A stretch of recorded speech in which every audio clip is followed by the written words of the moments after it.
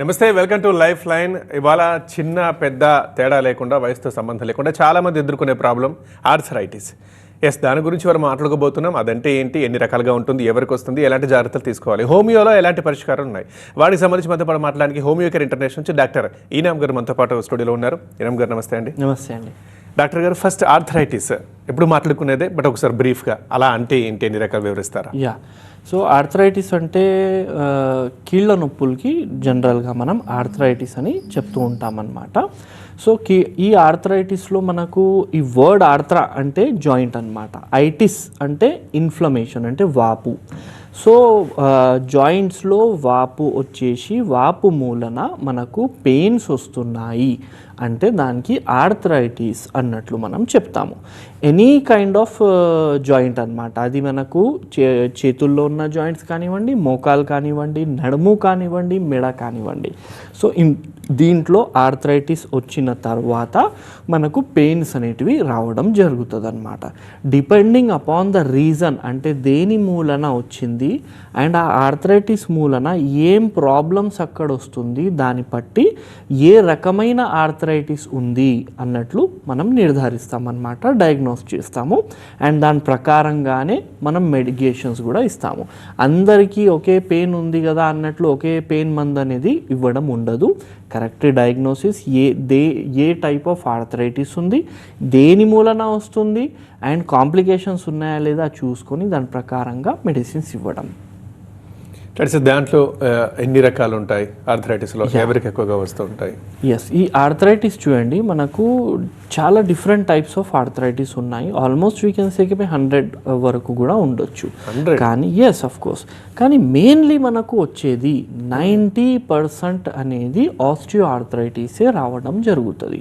Osteo arthritis అంటే అరుగుదల వల్ల వచ్చిన ఆర్థరైటిస్ అనమాట. అంటే చాలామంది వినే ఉంటారు, కీళ్ళు అరిగిపోయినాయి, మోకాళ్ళు అరిగిపోయినాయి, గుడుజు పదార్థం అరిగిపోయింది, దానివల్ల నొప్పులు వస్తున్నాయి, నడవడానికి ఇబ్బంది ఉంది అన్నట్లు చెప్తూ ఉంటారు.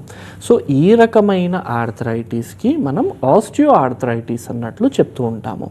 అండ్ ఈ ఆర్థరైటిసే 90% జనాలలో చూస్తాము. ఇది ఒక age related arthritis. Age related అంటే మీరు ఒక 50 years అనేది దాటారనుకోండి, దాని తర్వాత చాలామందికి ఈ ప్రాబ్లం అనేది రావడం జరుగుతుంది.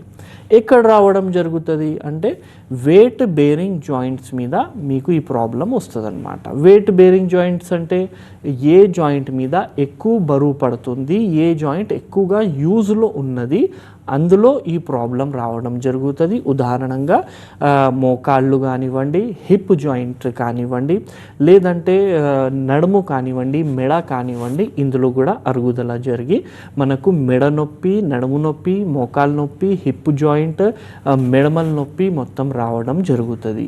సో ఇది మనకు ఆస్టియో ఆర్థరైటిస్లో ఇలా జరుగుతుంది అనమాట. అండ్ చాలామందికి తెలియదు, ఇక్కడ నెక్ పెయిన్, బ్యాక్ పెయిన్ కూడా మనకు అరుగుదల వల్ల కూడా రావడం జరుగుతూ ఉంటుంది. And after the age of 60-80% జనాలకు ఈ అరుగుదల ప్రాబ్లం ఉండడం జరుగుతుంది అనమాట. సో దానికి కొన్ని జాగ్రత్తలు కూడా ఉంటాయి. అది ఏం చేయాలి ముందు డిస్కస్ చేసుకోవచ్చు. ఇది ఒక రకమైన ఆర్థరైటిస్. ఇంకొక రకమైన ఆర్థరైటిస్ ఏంటంటే రుమాటెడ్ ఆర్థరైటిస్ అన్నట్లు చెప్తాము. ఇది నెక్స్ట్ లెవెల్లో చూస్తాం మనం. రుమాటెడ్ ఆర్థరైటిస్ అంటే ఇది ఒక ఆటో ఇమ్యూన్ డిసార్డర్ అంటాం దీనికి. ఆటో ఇమ్యూన్ డిసార్డర్ అంటే ఇది అరుగుదల వల్ల రావడం అనేది జరగదు. ఇది ఏదైనా ఇన్ఫెక్షన్ వచ్చింది దానివల్ల రావడం అనేది కూడా జరగదు. ఇందులో ఏమవుతుందంటే మన బాడీలో యాంటీబాడీస్ అని ఉంటాయి. ఆ యాంటీబాడీస్ ఏంటంటే బాడీకి డిఫెన్స్ మెకానిజం. సో ఈ యాంటీబాడీస్ బై మిస్టేకల్లీ మీ కీళ్ళ పైన ఉన్న ఒక క్యాప్స్యూల్ని డ్యామేజ్ చేస్తూ ఉంటుంది. ఇందులో ఏమవుతుంది, ఇప్పుడు మీ బాడీ డిఫెన్స్ మెకానిజమే మీ కీళ్ళ మీద దాడి చేయడం జరుగుతుంది. మీ బాడీ సెల్ఫ్గా డిస్ట్రక్షన్ మోడ్లో రావడం జరిగింది. దీనికే మనం ఆటో ఇమ్యూన్ అంటామన్నమాట. సో ఇందులో రుమాటైడ్ ఆర్థరైటిస్ ముఖ్యంగా ఏంటంటే మనకు ఎక్కువగా స్ట్రెస్ ఉన్న వాళ్ళలో, జెనెటిక్ ప్రాబ్లం ఉన్న వాళ్ళలో, ఫెమిలియల్ హిస్టరీ ఉన్న వాళ్ళలో, లేదంటే వేరే auto immune disease like thyroid కానివ్వండి, డయాబెటీస్ కానివ్వండి, సోరియాసిస్ కానివ్వండి, అలాంటి ప్రాబ్లమ్స్ ఉన్న వాళ్ళల్లో కూడా ఎక్కువగా మనం చూస్తాము. సో ఇది మనకు రుమాటైడ్ ఆర్థరైటిస్. నెక్స్ట్ చూసే ఆర్థరైటిస్ ఏంటంటే gouty arthritis. So gouty arthritis ఏంది, ఇందులో ఏం జరుగుతుంది మనకు అంటే మన బాడీ యూజువల్లీ యూరిన్ ద్వారా వేస్ట్ ప్రోడక్ట్స్ని, బాడీలో తయారైపోయే వేస్ట్ ప్రోడక్ట్స్ని యూరిన్ ద్వారా బయటికి పంపించేస్తుంది. కానీ కొన్ని సందర్భాల్లో యూరిక్ యాసిడ్ అనబడే ఒక వేస్ట్ ప్రోడక్ట్ని బాడీ బయట పంపలేకపోవడం జరుగుతుంది. లేదంటే ఆ యూరిక్ యాసిడ్ అనబడే ఒక వేస్ట్ ప్రోడక్ట్ కొంచెం ఎక్కువ మాత్రాల్లో ఉత్పత్తి అవ్వడం జరుగుతుంది. దానివల్ల మన బాడీలో డిపాజిట్ అయిపోవడం జరుగుతుంది, బాడీలో ఉండిపోవడం జరుగుతుంది యూరిక్ యాసిడ్. ఆ యూరిక్ యాసిడ్ వెళ్ళి మన కీళ్ళకి చుట్టుపక్కల్లో అది డిపాజిట్ అయిపోవడం, అక్కడే ఉండిపోవడం జరుగుతుంది. ఈ యూరిక్ యాసిడ్ ఎట్లా ఉంటుందంటే మనకు క్రిస్టల్ షేప్లో ఉండడం జరుగుతుంది. క్రిస్టల్ ఎలా ఉంటుంది, మనకు చక్కెర ఉంటుంది కదా, షుగర్ ఉంటుంది, షుగర్ ఎలా క్రిస్టల్స్ లాగా ఉంటుంది. అలాంటిదే చిన్న చిన్న క్రిస్టల్ ఫామ్లో ఈ యూరిక్ యాసిడ్ అనబడే వేస్ట్ ప్రోడక్ట్ జమ అయిపోయి డిపాజిట్ అయిపోవడం జరుగుతుంది. అది ఎక్కడ, కాళ్ళలో, అంటే మెయిన్లీ బొటనవేలు ఇక్కడ మనకు జమ అయిపోవడం జరుగుతుంది. దానివల్ల వాళ్ళకు నొప్పి వస్తూ ఉంటుంది. సో ఒకవేళ యూరిక్ యాసిడ్ పెరిగిపోయి మనకు కీళ్ళ మీద కీళ్ళలో వాపులు కానీ కీళ్ళలో నొప్పులు వస్తున్నాయి అంటే దానికి మనం గౌటీ ఆర్థరైటిస్ అన్నట్లు చెప్తూ ఉంటామన్నమాట.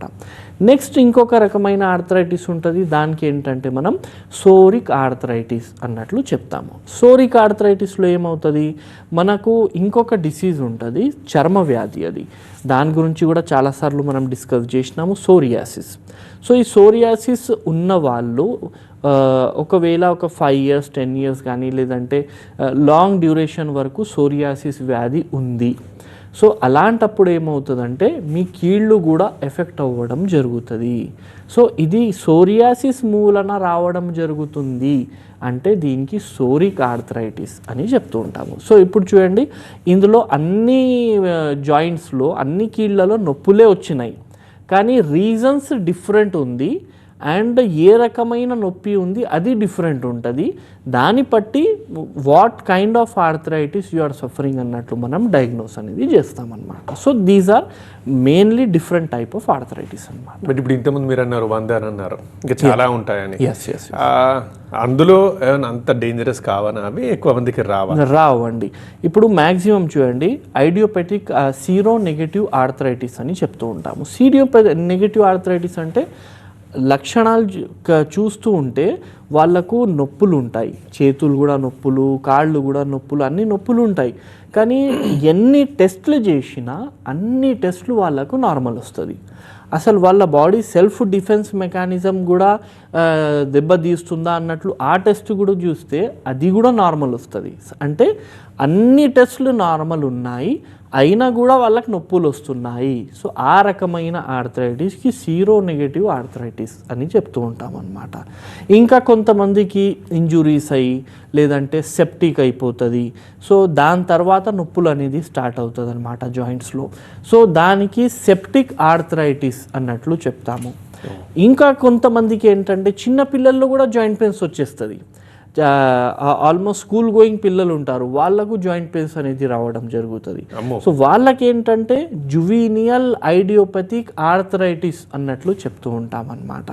వాళ్ళకి అన్ని రిపోర్ట్స్ నార్మల్ ఉంటుంది, అయినా కూడా వాళ్ళకు ప్రాబ్లం వస్తుంటుంది. సో ఆ రకమైన ఆర్థరైటిస్కి జువీనియల్ ఐడియోపతిక్ ఆర్థరైటిస్ అన్నట్లు చెప్తాం. ఇలా there are numerous kind of arthritis based upon మనం చూసి పేషెంట్కి లక్షణాలు ఎలా ఉన్నాయి, రిపోర్ట్లు ఎట్లా ఉన్నాయి, దాన్ని బట్టి మనం డయాగ్నోస్ చేస్తాము. డయాగ్నోస్ చేసి మెడిసిన్స్ ఇస్తాము. And all kind of arthritis has a very good result in homoeopathy, Homeocare international. We are getting a very good result, marvellous results అనేటివి వస్తున్నాయి అన్నమాట. గారు ఎముకలు అరుగుతాయని అంటున్నారు, అరిగిన దాన్ని మళ్ళీ తీసుకురావచ్చు ఇప్పుడు హోమియోపతి మందుల వల్ల? అట్లా వస్తుందా? నై, అలా ఉండదండి. అరిగిపోయిన ఎముకలకి మనం ఏమీ చేయలేము, అది అరిగిపోయినాయి అంతే. So what we can do is K by అరుగుదల ఎంత ఉంది అంటే దాంట్లో కూడా మనకు కొన్ని గ్రేడ్స్ ఉంటాయి అన్నమాట. గ్రేడ్ 1, 2, 3 ఇట్లా ఉంటుంది, ఎంత శాతం అరిగింది. సో దాన్ని బట్టి ఒకవేళ ఫైనల్ గ్రేడ్ 4 ఉందనుకోండి, ఏమీ చేయలేము, you have to go for surgery. కానీ ఇనీషియల్ గ్రేడ్స్లో మనకు హోమియోపతి హెల్ప్ చేస్తుంది. అండ్ సైనోవల్ ఫ్లూయిడ్, ఇప్పుడు మన జాయింట్స్ ఎలా ఉంటుందంటే 2 ఎముకలు దానికి సరౌండింగ్లో ఒక క్యాప్సూల్ ఉంటుంది. ఆ క్యాప్సూల్ లోపల మనకు ఆయిల్ ఉంటుంది అన్నమాట.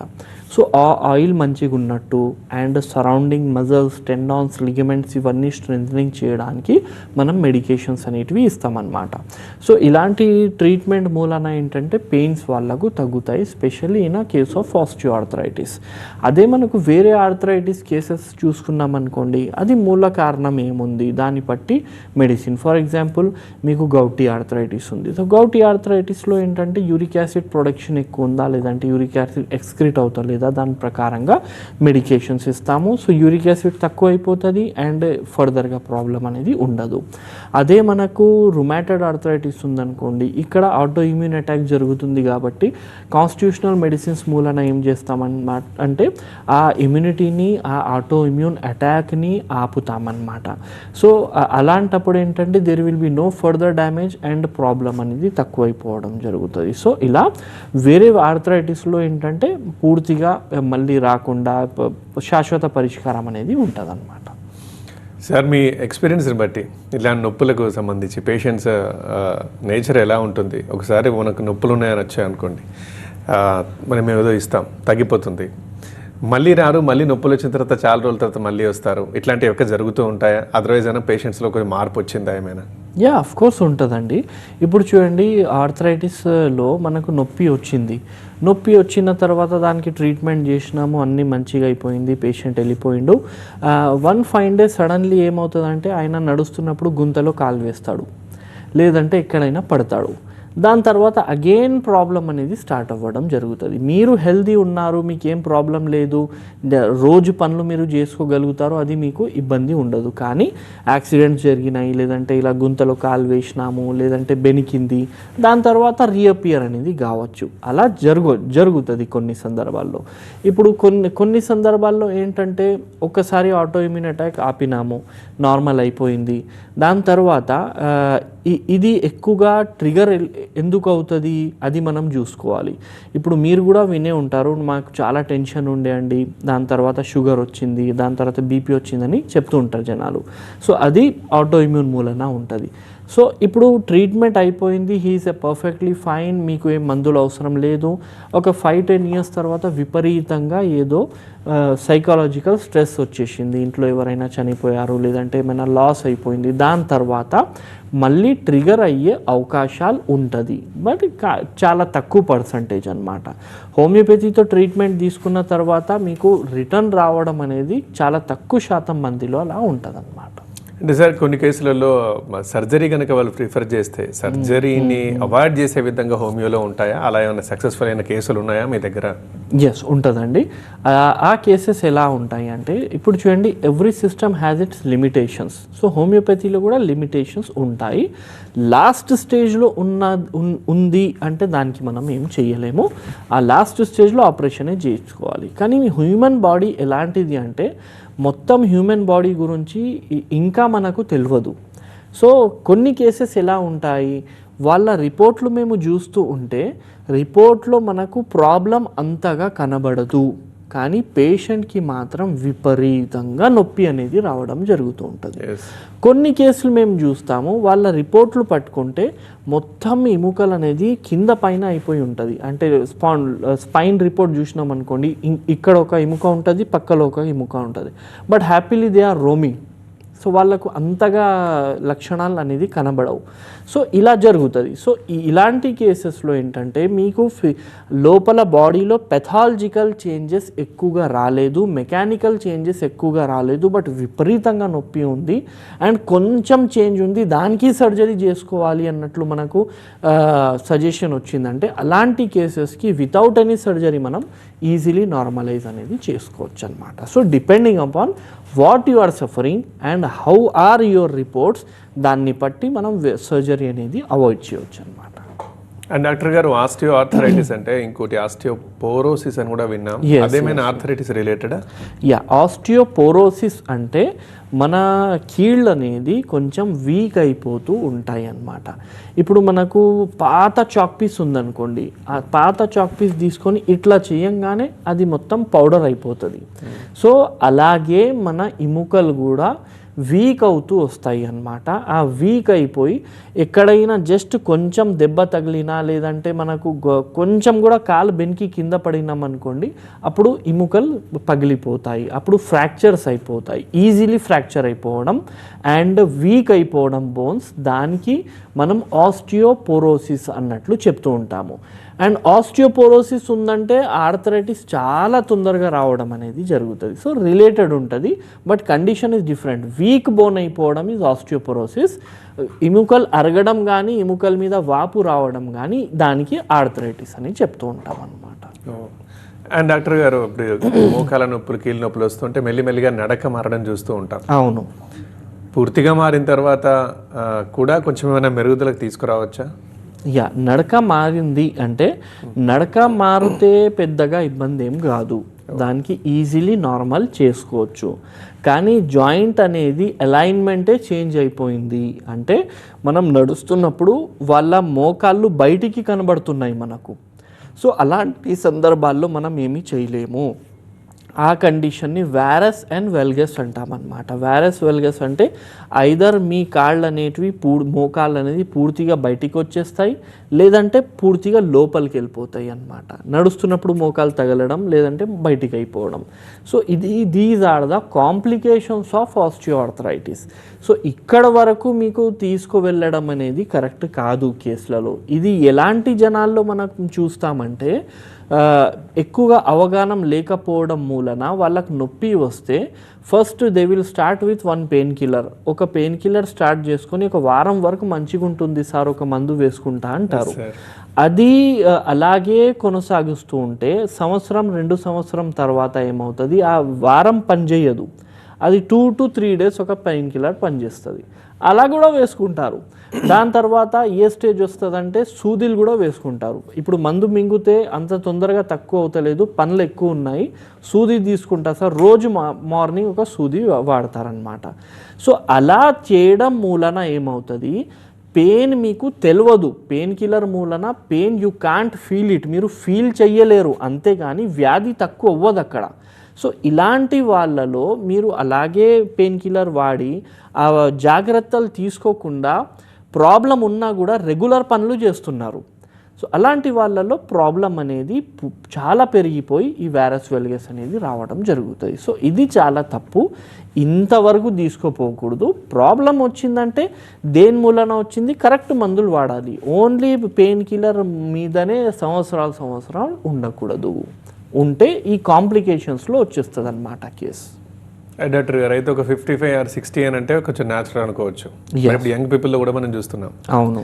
సో దాన్ని ఎలా యంగ్ పీపుల్లో వస్తుంది అంటే based upon their lifestyles ఈ ప్రాబ్లమ్స్ అనేటివి వస్తున్నాయి. First and the foremost thing, young పీపుల్లో మేము ఇప్పుడు చూసేది they are doing the desk jobs. So desk job చేసే వాళ్ళలో ఎక్కువ చూస్తున్నాం, అంటే కూర్చొని పనిచేసేటోళ్ళలో ఎక్కువగా యంగ్ మెంబర్స్కి నొప్పులు వస్తున్నాయి. ఎందుకు అంటే వాళ్ళ లైఫ్ స్టైల్ ఎట్లా ఉంది, మార్నింగ్ ఇంటి నుంచి ఆఫీస్కి రావడం, ఈవినింగ్ మొత్తం సన్సెట్ అయిపోయిన తర్వాత ఇంటికి వెళ్ళడం, అంటే ఎక్కువగా సన్ ఎక్స్పోజర్ లేదు, అంటే మనకు సన్లైట్ ఎక్కువగా తగలట్లేదు ఫస్ట్ థింగ్. దాని మూలన డెఫిషియన్సీ వస్తుంది, వైటమిన్ డెఫిషియన్సీ. మనం ఇప్పుడు యంగ్ ఉన్నాం కదా, 30 ఉన్నాము, 35లో ఉన్నాము, మాకేం అవసరం అన్నట్లు ఎప్పుడు టెస్టులు చేసుకోము మనం. మెల్లగా అది వైటమిన్ డి మొత్తం తక్కువ అయిపోయి అది కాల్షియం కూడా మెల్లగా తక్కువ అవుతుంది. సో దీని మూలన మనకు పెయిన్స్ అనేటివి స్టార్ట్ అయిపోవడం జరుగుతుంది. And we're not taking a right diet, good diet మనం తీసుకోవడం లేదు. జంక్ ఫుడ్ మీద మనం జంప్ అయిపోయినాము, అండ్ ప్రిజర్వేటివ్ ఫుడ్ మీద మనం జంప్ అయిపోయినాము, ఈజీ టు కుక్ ఫుడ్ మీద మనం జంప్ అయిపోయినాము హాస్టల్స్లో. సో ఇలాంటి ప్రాబ్లమ్స్ మూలన మనకు ఈ ఆర్థరైటిస్, ఈ నొప్పులు అనేటివి వస్తున్నాయి. అండ్ ఎక్కువగా కూర్చొని పని చేస్తున్నాము. కరెక్ట్గా కూర్చుంటే ఏం కాదు, కానీ పొజిషన్స్ రాంగ్ కూర్చుంటాము. సో అలాంటప్పుడు ఏంటంటే మనకు ప్రాబ్లమ్స్ అనేది ఏర్పడడం జరుగుతున్నాయి. అండ్ దీంతో సహా ద మోస్ట్ ఇంపార్టెంట్ థింగ్ ఏంటంటే, ఈ డెస్క్ జాబ్స్ అయితే ఓకే, మళ్ళీ again you have to walk. ఆ వాకింగ్ అనేది అస్సలు లేదు, ఓన్లీ కూర్చోవడం మాత్రమే ఉంది, పడుకోవడం మాత్రమే ఉంది. వాకింగ్ మీద మనం ఏం టైం ఇస్తలేము. అపాన్ దట్ స్ట్రెస్ మళ్ళీ చాలా ఎక్కువ ఉంది. సో ఈ అన్ని ఫ్యాక్టర్స్ మూలన మనకు ఏదో ఒక ఆర్థరైటిస్ కానీ, ఏదో ఒక వ్యాధి కానీ రావడం, కొలెస్ట్రాల్ అయినా, బీపీ అయినా, ఈ నొప్పులైనా రావడం జరుగుతుంది. సో అన్ని దానికి పరిష్కారం ఏంటి, ప్రికాషన్ ఏంటి, అసలు ఏం రాకుండా మనం హెల్తీ ఎట్లా ఉండాలి అన్నట్లు చూసుకుంటే, సన్ ఎక్స్పోజర్ ఉండాలి, కరెక్ట్ టైంకి పొద్దున ఇవ్వాలి, సన్ ఎక్స్పోజర్స్ ఉండాలి, వాకింగ్ చెయ్యాలి, కరెక్ట్ టైంకి తినాలి, కరెక్ట్ ఫుడ్ తినాలి, ప్రిజర్వేటివ్స్ కాకుండా, జంక్ ఫుడ్ కాకుండా కరెక్ట్ టైం ఫుడ్ అనేది తిన్నాము, కొంచెం మెడిటేషన్ అనేది చేసినాము. So you will be happy in your life. ఇవన్నీ కొన్ని ఒక 4-5 పాయింట్స్ మిస్ అవుతున్నాం కాబట్టి ఇంత పరేషాన్ అవుతున్నాం. డాక్టర్ గారు, కొంతమందికి అంత పర్ఫెక్ట్గా ప్లాన్ చేయడం అంటే కుదరదు కదా, వాళ్ళ టైంలో, డేలు, డ్యూటీలు, షిఫ్ట్లు, ఇట్లా మెయిన్గా అర్బన్ సిటీస్లలో అట్లా వాళ్ళు ఎట్లా చేసుకోవాలి? ఈ ప్రాబ్లమ్స్ అర్బన్ సిటీస్లోనే అందుకొరకు మనం ఎక్కువ చూస్తున్నాము. సో వాళ్ళలో ఏంటి, హెల్త్ చెకప్స్ అనేది ఇయర్లీ పెడతారు. ఇప్పుడు పెద్ద పెద్ద కంపెనీస్ చూడండి, ఇయర్లీ హెల్త్ చెకప్ ఎందుకు పెడుతుంది? దీనికోసమే పెడుతుంది, బికాస్ వాళ్ళ లైఫ్ స్టైల్ అలా వాళ్ళు ప్లాన్ చేయలేకపోతారు కాబట్టి. So yearly health checkup is must for these kind of people అనమాట. సో అందులో ఏంటంటే కొంచెం పైన కింద ఇబ్బంది అయినా we can give a supplements. ఆ సప్లిమెంట్స్తో మీరు నార్మలైజ్ బాడీ చేసుకోవచ్చు. So either do a very good exercise, lead a good life, or else కొంచెం పైన కింద ఉందంటే master health checkup every year అది ఖచ్చితంగా చేయాల్సిన అవసరం ఉంటుంది. రైట్, థ్యాంక్ యూ డాక్టర్ గారు, చాలా మంచి విషయాలు చెప్పారు ఆర్థరైటిస్ సంబంధించి. Thank you. ఇది వాటి లైఫ్ లైన్. చూస్తూనే ఉండండి TV9.